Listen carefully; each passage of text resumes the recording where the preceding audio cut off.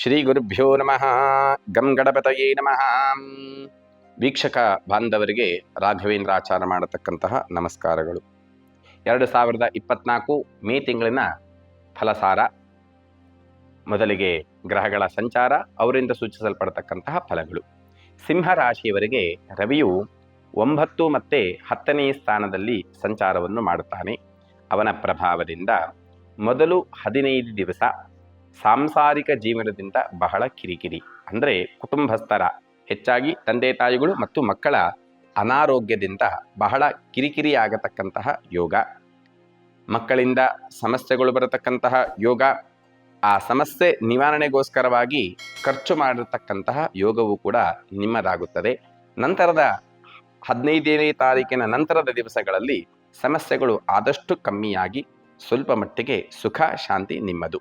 ಮಂಗಳ ಗ್ರಹನ ಸಂಚಾರದಿಂದ ಭೂ ಮಠ ವ್ಯವಹಾರಗಳನ್ನು ಮಾಡುವುದು ಬೇಡ. ಯಾಕೆಂದರೆ ಮಂಗಳ ಗ್ರಹ ಅಷ್ಟು ಒಳ್ಳೆಯ ಸ್ಥಾನಮಾನದಲ್ಲಿ ಇಲ್ಲ. ಹಾಗಾಗಿ ಭೂ ಹೂಡಿಕೆ, ಮಠ ಮಂದಿರಗಳ ಹೂಡಿಕೆ ಇತ್ಯಾದಿಗಳನ್ನು ಮಾಡುವುದಾದರೆ ಸ್ವಲ್ಪ ಮಟ್ಟಿಗೆ ಮುಂದಕ್ಕೆ ಹಾಕಿ.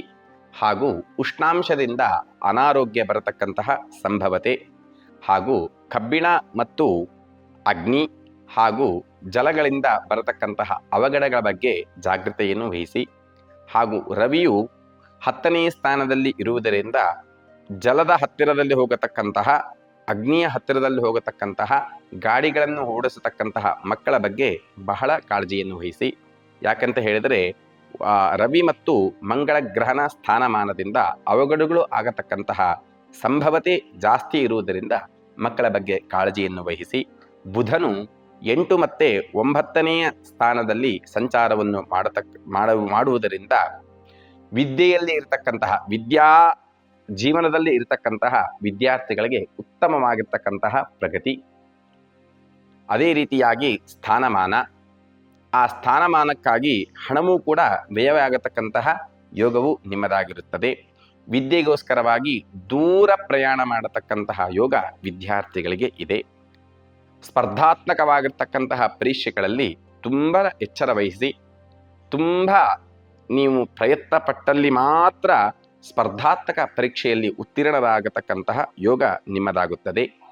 15ನೇ ತಾರೀಕಿನ ನಂತರದಲ್ಲಿ ನೀವು ವಿದ್ಯೆಯಲ್ಲಿ ಸ್ವಲ್ಪ ಮಟ್ಟಿಗೆ ಹಿನ್ನಡೆಯನ್ನು ಹೊಂದುವುದರಿಂದ ಬಹಳ ಜಾಗೃತ ವಹಿಸಿ. ಏಕಚಿತ್ತದಿಂದ ವಿದ್ಯೆಗಳನ್ನು ಕಲಿತದ್ದೇ ಆದರೆ ಅಲ್ಲಿಯೂ ಕೂಡ ಮುನ್ನಡೆಯಾಗತಕ್ಕಂತಹ ಯೋಗ ನಿಮ್ಮದಾಗುತ್ತದೆ. ಹಾಗಾಗಿ ಉತ್ತಮ ವಿದ್ಯೆಗಾಗಿ ಗುರುಗಳ ಆರಾಧನೆಯನ್ನು, ಹಿರಿಯರ ಆಶೀರ್ವಾದವನ್ನು ಪಡೆದುಕೊಳ್ಳುವುದನ್ನು ಮರೆಯಬೇಡಿ. ಇನ್ನು ಗುರುವಿನ ಸಂಚಾರ 10 ಮತ್ತು 11ನೇ ಮನೆಯಲ್ಲಿ ಆಗುವುದರಿಂದ ಗುರುಬಲಕ್ಕೆ ಏನು ತೊಂದರೆ ಇಲ್ಲ. ಗುರುಬಲ ಇದ್ದರೆ ಯಾವ ಸಮಸ್ಯೆಯೂ ಕೂಡ ನಮ್ಮಲ್ಲಿ ಬರುವುದಿಲ್ಲ, ಸುಳಿಯುವುದಿಲ್ಲ ಅಂತೆ ಒಂದು ವಾಡಿಕೆ ಇದೆ.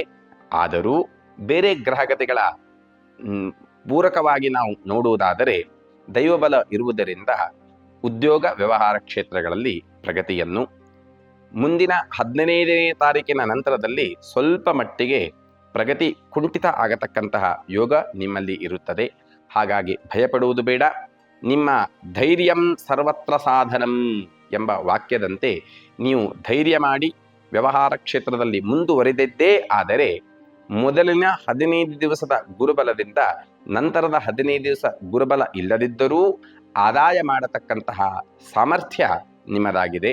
ಇನ್ನು ಸಿಂಹರಾಶಿಯವರಿಗೆ ಶುಕ್ರನು 9ನೇ ಸ್ಥಾನದಲ್ಲಿ ಸಂಚಾರವನ್ನು ಮಾಡುವುದರಿಂದ ಸ್ವಲ್ಪ ಮಟ್ಟಿಗೆ ಸಾಂಸಾರಿಕ ಜೀವನದಲ್ಲಿ ಅಶಾಂತಿ, ಹೆಂಡತಿ ಮತ್ತು ಗಂಡನಿಗೆ ಮಾತುಗಳಿಂದ ಆರಂಭ ಆಗತಕ್ಕಂತಹ ಜಗಳಗಳು, ಹೆಂಡತಿ ತವರ ಮನೆಗೆ ಹೋಗತಕ್ಕಂತಹ ಯೋಗವೂ ಕೂಡ ಈ ಸಿಂಹರಾಶಿಯವರಿಗೆ ಇರುತ್ತದೆ.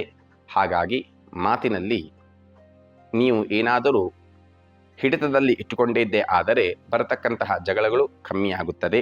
ಇನ್ನು ಶನಿಯು 7ನೇ ಮನೆಯಲ್ಲಿ ಸಂಚಾರವನ್ನು ಮಾಡುವುದರಿಂದ ನೇರ ದೃಷ್ಟಿ ಸಿಂಹರಾಶಿ ಬೀಳುವುದರಿಂದ ಕಷ್ಟ ನಷ್ಟಗಳು ಕಟ್ಟಿಟ್ಟಿರ್ತಕ್ಕಂತಹ ಬುದ್ಧಿಯಾಗಿರುತ್ತದೆ.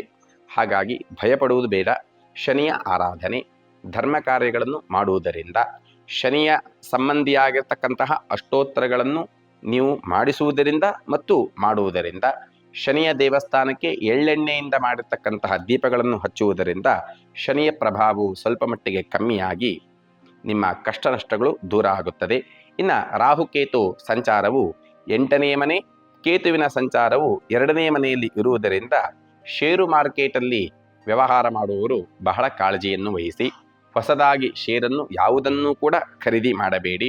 ಇನ್ನು ಸಂತಾನ ಪ್ರಾಪ್ತಿಗಾಗಿ ನೋಡುವವರಿದ್ದರೆ ಈ ಸಮಯವನ್ನು ಹೊರತುಪಡಿಸಿ ಮುಂದಿನ ಸಮಯಕ್ಕೆ ಕಾದು ಸಂತಾನ ಭಾಗ್ಯಗಳಿಗೆ ಕಾದು ಕೂತುಕೊಳ್ಳಿ. ಹಾಗೂ ರಾಹು ಮತ್ತು ಕೇತುವಿನ ಆರಾಧನೆಯನ್ನು ಮಾಡುವುದರಿಂದ ಮುಂದಿನ ಸಮಯದಲ್ಲಿ ಉತ್ತಮ ಸಂತಾನ ಪ್ರಾಪ್ತಿಗಾಗಿ ಒಳ್ಳೆಯ ಯೋಗವೂ ಕೂಡ ನಿಮ್ಮದಾಗುತ್ತದೆ. ಇನ್ನು ಸಿಂಹರಾಶಿಯವರ ಅಧಿಪತಿಯು ರವಿ ಆದ್ದರಿಂದ ವರ್ಣಗಳನ್ನು ನೋಡುವುದಾದರೆ ಕೆಂಪು ಬಣ್ಣ, ಹಳದಿ ಮಿಶ್ರಿತ ಕೆಂಪು ಬಣ್ಣ ಹಾಗೂ ಬಿಳಿ ಬಣ್ಣವು ಉತ್ತಮ. ಇನ್ನು ಉತ್ತಮ ದಿನಾಂಕವನ್ನು ನಾವು ಗಮನಿಸುವುದಾದರೆ 10ನೇ ತಾರೀಕು ಹಾಗೂ 12ನೇ ತಾರೀಕು, 24 ಹಾಗೂ 27 ಉತ್ತಮವಾಗಿರ್ತಕ್ಕಂತಹ ದಿನಗಳು. ಶುಭ ಆರಂಭಗಳನ್ನು, ಶುಭಾರಂಭಗಳನ್ನು ಮಾಡುವುದಾದರೆ ಈ ದಿವಸಗಳಲ್ಲಿ ಆರಂಭ ಮಾಡಿ ಉತ್ತಮ ಫಲವನ್ನು ಹೊಂದಿ. ಕೆಲವು ಗ್ರಹಗಳ ಅರಿಷ್ಟ ಸ್ಥಾನದಿಂದ ಬರತಕ್ಕಂತಹ ಸ್ವಲ್ಪ ಮಟ್ಟಿಗೆ ಅಶಾಂತಿಗಳು ಕೂಡ ದೇವರ ಅನುಗ್ರಹದಿಂದ ನಿಮಗೆ ಸುಖ ಪ್ರಾಪ್ತಿಯನ್ನು ಕೊಟ್ಟು ಮನಸ್ಸಿಗೆ ಶಾಂತಿ ನೆಮ್ಮದಿಯನ್ನು ಕೊಟ್ಟು ದೇವರು ಅನುಗ್ರಹಿಸಲಿ ಎಂದು ದೇವರಲ್ಲಿ ಪ್ರಾರ್ಥಿಸುತ್ತಾ, ಸರ್ವೇ ಜನಾಃ ಸುಖಿನೋ ಭವಂತು, ಸಮಸ್ತ ಸನ್ಮಂಗಲಾನಿ ಭವಂತು. ಶ್ರೀಕೃಷ್ಣಾರ್ಪಣಮಸ್ತು.